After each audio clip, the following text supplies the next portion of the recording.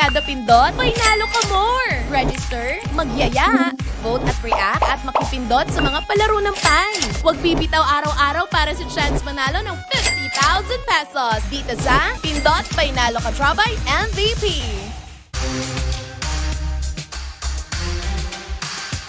Nagbabalik ang You're the Boss! At kanina nga po nabitin tayo kung husay o sablay sina JM at Benedict sa tanong na sino ang tinaguriang ama ng wikang pambansa?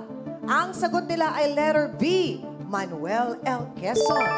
Tignan nga natin kung husay o sablay. JM at Benedict, ang sagot nyo ay...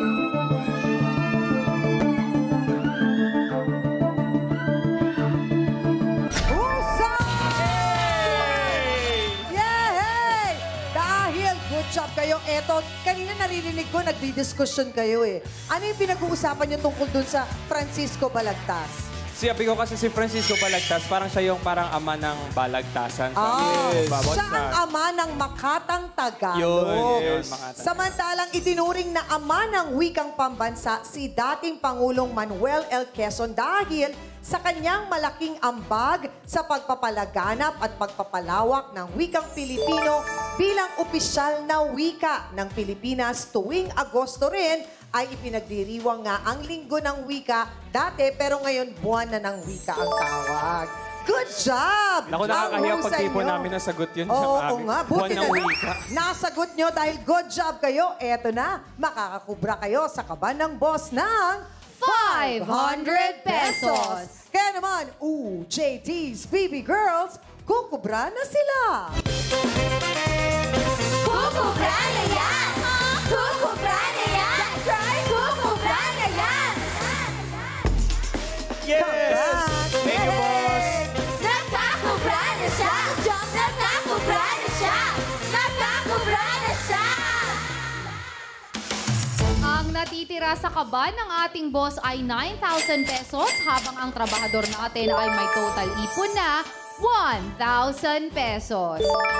Benedict, pakiramdam ko sobrang proud sa'yo ng Filipino teacher mo dahil yung sagot din niya na isa pa, which is letter A, in line pa rin dun sa factoid na binasa mo, Cha. Yes, kahit galing, di ba? Kaya JM at Benedict, ituloy na natin ang pag-work. Sa next job order tayo para sa pasahod worth 1,000 pesos. Kaya naman, para sa job order number 3.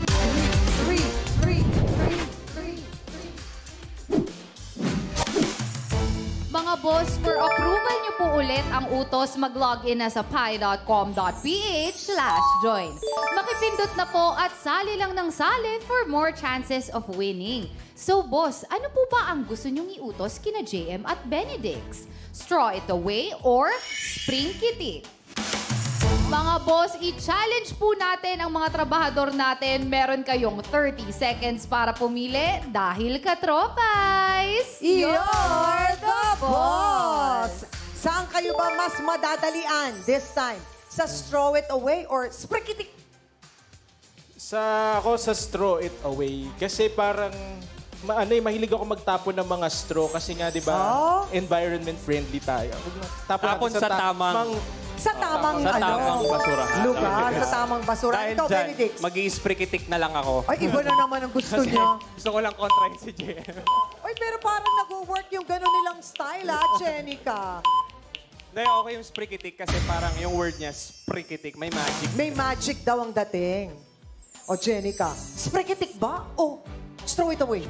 Tingnan natin kung madadaan nga ito sa parang pitik na magic. Time is up, mga katropais. You're the boss. Ang utos na approve sa mga boss natin with 77% ay spring kitty.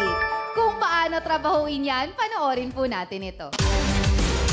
Katropais, you're the boss. At si boss, makulay ang personality.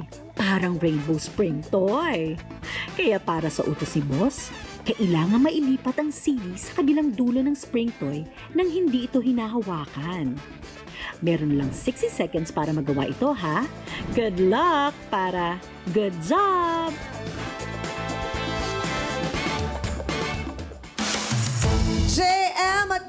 yan nga ang utos ni boss para sa job order number 3 na may pasweldong 1,000 pesos. Ulitin ko lang ang ating mechanics sa loob ng 60 seconds. Kailangan mailipat ang nakakabit na CD dito kay Benedict sa isang dulo ng spring toy kung nasaan si JM naman. Papunta sa kabilang dulo kung nasaan si player number 2. At reminder, bawal ito hawakan.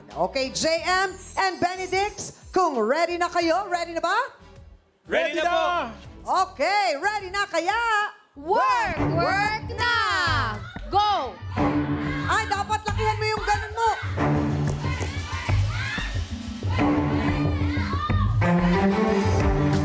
Yeah! Kailangan meron niyang may style. Ayan, malapit ang Meron pa kayong 40 seconds. Ang bilis! Grabe yung style ni Benedict, Sinimula ng mabagal, tapos palaki ng ganun. Grabe, ang husay. At dahil nagawa nyo ang utos, great job, boys. Ay, syempre, eto, dito tayo ulit. Thank you, ang husay. Kinabahan ka ba doon, Benedict? Hindi po, confident ako kay JM kasi ang galing gumiling ni JM.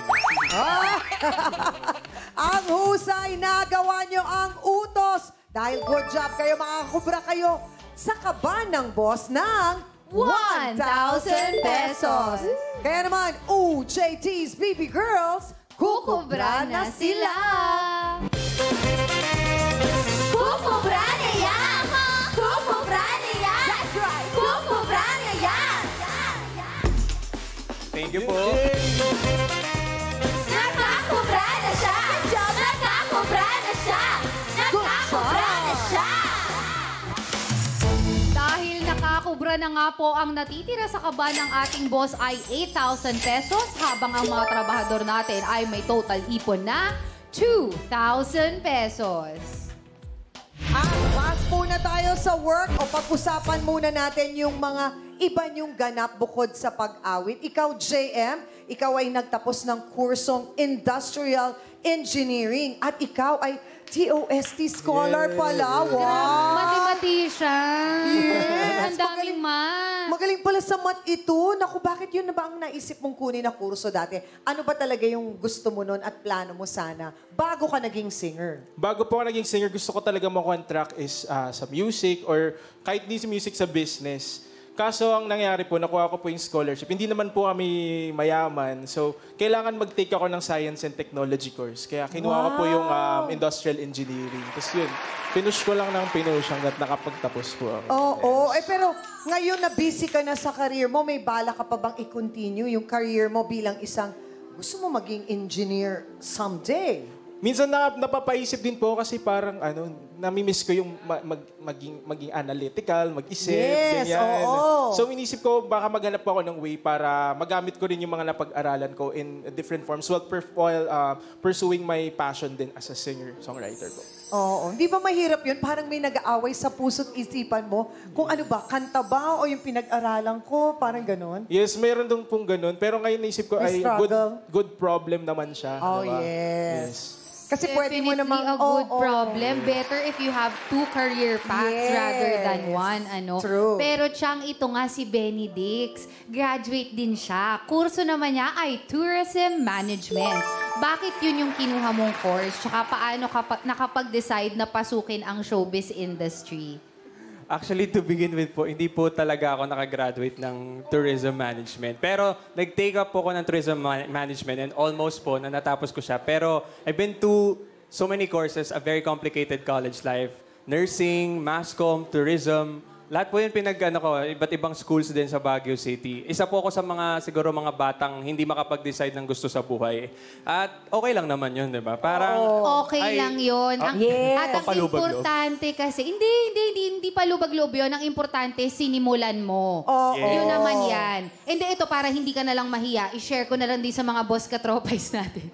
Para hindi ka mahiya. Ako, ilang taon na ako. I am 33 years old and I'm on my second year doing astrology. Yun yung course ko. So it's a 4-year course. And unfortunately, last month, I flunked geocalculus and Mesopotamia mathematics. Ang hina ko kasi Mahirap din talaga naman sa talaga. math. Pero okay lang yon kasi ang importante na kapag simula tayo and we can always naman retake. Oo, Totoo at po saka yan. ang mahalaga, di ba, every day, meron kang chance to go back, to start again. Hindi yun katapusan. And every day, pwedeng meron kang matutunan. Yes po. Actually, yung showbiz po yung dahilan kung bakit medyo na-stop ako ng konti. Kasi nung... I'm sorry, showbiz ang dahilan kung ba't natigil ka ng kaunti. Apo, ng kaunti po. Kasi nung pandemic, as a pandemic baby career, doon po sinundo ako sa Baguio para pumunta ng Maynila. Tapos, yun, dire-diretso naman po somehow. Kaya hindi na ako po nakabalik talaga sa Baguio. Pero of course, it's never too late. Yes, Yes, opo. And planning to exactly. take up pa rin naman po and finish my... At saka bagay kang parang bagay siyang nagtatrabaho sa airlines. Oo, bagay Madali rin. ka makakapasok. Kasi hindi naman po sa pero di ba important din kasi yung good looks tsaka Ami. Tsaka pwede rin naman sa Mascom, na-apply mo na yung mga Right. natutunan mo yun dahil nandito ka na rin sa Exactly. same industry. Exactly. Diba? Konting na lang yun, push para matuloy. Pero naging part ka rin pala ng huling El Bimbo the Musical. Kamusta naman yung feeling na nag-musical? Ayun po, sobrang challenging na hindi ko, yun yung first theater experience ko from rehearsals pa lang. Sobrang araw-araw kinakabahan siyang Ami. Kasi iba yung feeling na umaarte ka on stage tapos parang lahat sila talaga real-time yung reaction nila. Makikita mo kung mali yung ginagawa mo. Tsaka yung on point po dapat lagi yung mga tones mo, ganun. Pero as an understudy of yung Anthony sa Ang Huling El Bimbo, it was more of shared talaga work. Nandami kong natutunan from yung mga theater people. Eto, Iba rin ang teatro kasi. Pwede bang sample lang din dun sa... Oo. Yung konti lang, kahit konting parts Konting-konti lang na lang. kinanta mo Oo. dun sa Ang Huling El Bimbo. Yung kung ano lang yung kinanta mo na naaalala mo pa hanggang ngayon. Konti lang, please. Ay, hindi daw pwede. Ay, Dahil, oo. Sana Yun wag nga. akong nagmamarunong. Kasi Parang meron... ano rin yan eh. Copy. Yung her Muntik na name, yun, ah. her name is Chang Ami. She was a Chang Ami. Ay, basta, pwede naman mapakinggan yung di ba, yung musical sa ng Yes El po, Bimbo. opo, Pwede yan ang mapakinggan Huling El sa mga digital platforms yata. Pwede naman. Pero eto na nga, JM at Benedict, balik trabaho na tayo. Sabi ng mga boss, eto na ang pasahod worth 1,000 pesos. At para sa ating job order number 4.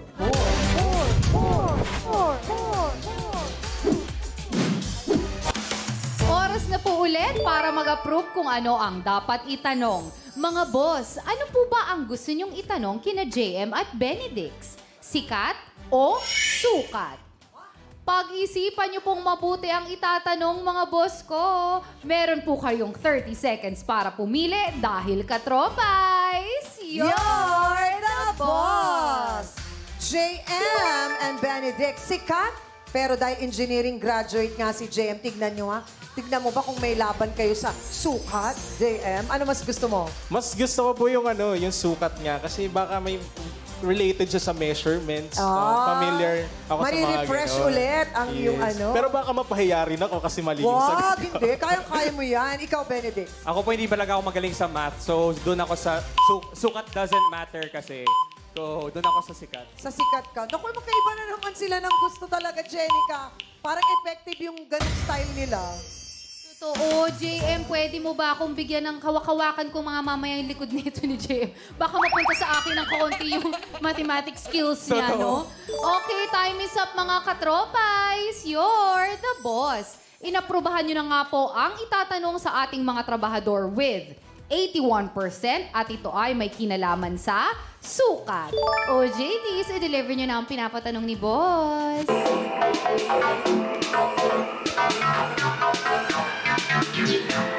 That I have an addiction. 7 of the doors procrastinate.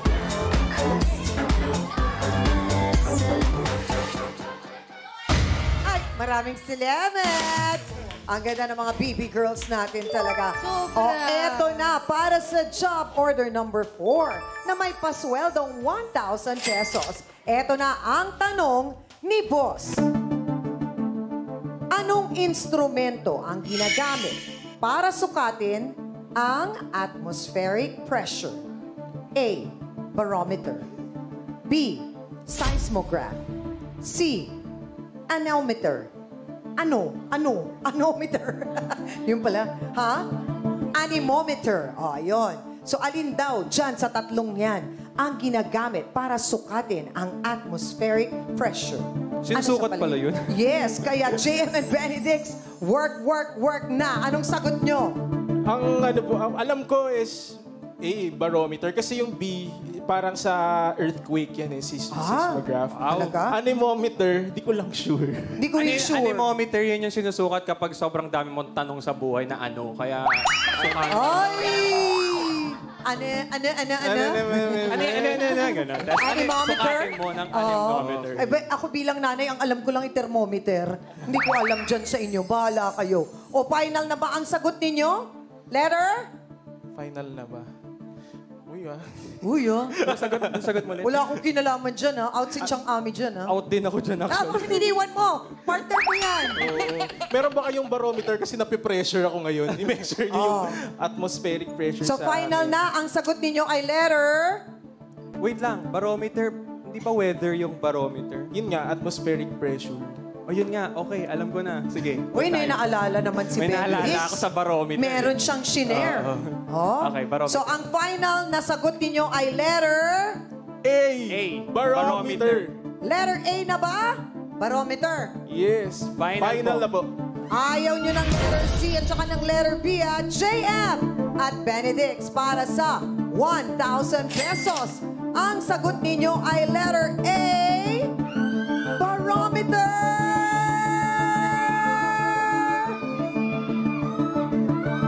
Sabi ni JM, please, ano nga ba? Tama ba ang sagot nyo? Husay! Oh, yes! Ang galing ninyo. Ang barometer ay isang scientific instrument used to measure nga atmospheric pressure, also called na barometric pressure. Ang seismograph naman measures and records the details of, anong sabi mo kanina? Earthquake. Earthquakes. Tama. At yung anemometer measures wind speed and direction naman. Ang husay. At dahil good job kayo, makakubra na kayo sa kaba ng boss na 1,000 pesos. UJT's BB Girls, kukubra na sila. Kukubra na yan! Kukubra na yan! That's right! Kukubra na yan! Congrats! Salamat sa inyo. Nakakubra na siya! Nakakubra na siya! Nakakubra na siya! Ang natitira sa mga boss natin ay 7,000 pesos habang ang mga trabahador natin may... Ay, Kaya mo yan, Jenica. Go! ay may total ipon na 3,000 pesos. JM at Benedicts, work na ulit tayo dahil eto na ang pasahod. Ang galing nyo, ang husay, ha? Worth 2,000 pesos. At eto na para sa ating job order number 5.